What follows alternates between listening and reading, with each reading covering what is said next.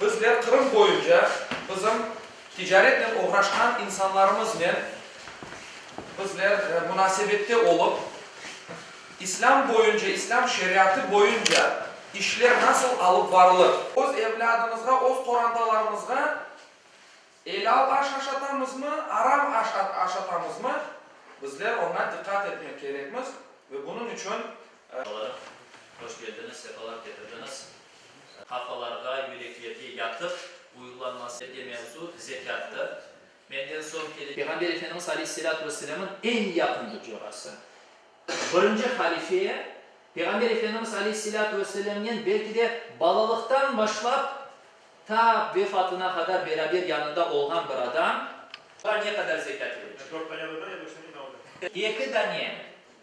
2 yaşında olan. Важно знать правила, связанные с торговлей, Не зря Пророк, саллаллаху алейхи ва саллям, называл рынки... Во всех этих аятах и других говорится о дозволе.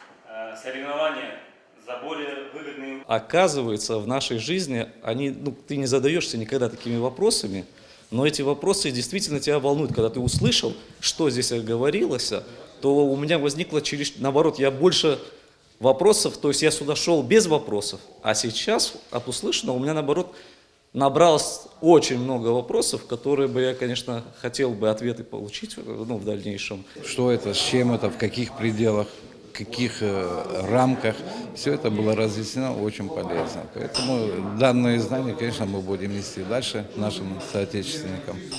Спасибо, действительно, от души, это очень полезно.